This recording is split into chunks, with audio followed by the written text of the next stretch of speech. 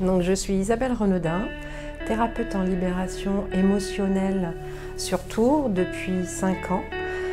J'intègre ce nouveau cabinet pour vraiment développer ma pratique au sein d'une communauté de thérapeutes et d'un lieu réservé justement au bien-être à la personne.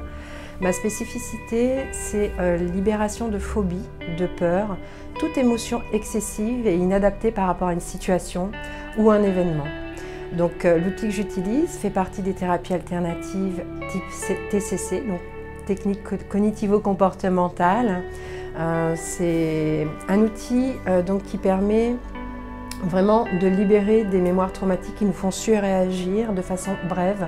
En 2-3 séances, les mémoires traumatiques sont libérées.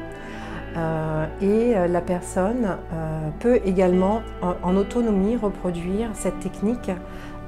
Une fois les libérations faites, on a toujours dans notre vie des émotions excessives et inadaptées face soit à une situation, un événement ou une personne.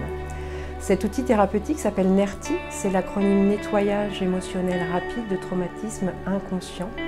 Il est très spécifique puisqu'il est utilisé par le biais de l'émotion et du corps. Donc on utilise vraiment les sensations corporelles qui, au moment où l'émotion flambe,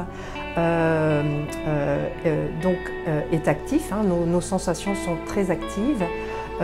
L'idée, c'est de venir en contact avec ces sensations, les laisser dérouler pour venir faire comprendre au cerveau reptilien, là où sont engrammées toutes nos mémoires traumatiques, que nous ne sommes pas en train de mourir à ce moment-là. Les exemples les plus courants, c'est les phobies d'araignées, d'insectes, de rongeurs, de serpents. Ça peut être également peur du vide, des ascenseurs, la claustrophobie ou également des incapacités, comme parler devant un public ou une caméra, se présenter en réunion. Ça peut être aussi des incapacités ou des évitements qui sont peut-être liés aussi à la peur du rejet, peur de l'abandon. Ça, c'est des sujets que l'on étudie ensemble, puisque des réactions ne nous font pas dire spontanément « tiens, je réagis comme ça, donc j'ai la peur de l'abandon ».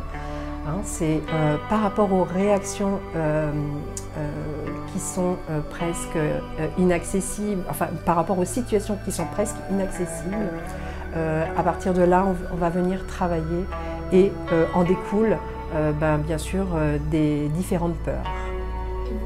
Très techniquement, la personne qui a peur des rongeurs, quand elle voit un rongeur, elle a forcément une émotion excessive et inadaptée. La personne est assise devant moi confortablement dans ce genre de siège et je vais lui demander de se concentrer à un instant précis sur son corps pour me décrire les sensations qu'elle ressent.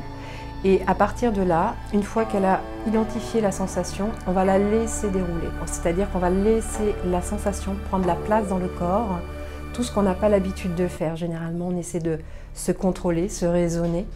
Or, on est en contact avec une mémoire traumatique quand les sensations flambent. Et c'est l'occasion justement, puisque nos sensations est un véritable langage, d'écouter justement ce que cette mémoire traumatique a à nous dire, la laisser parler.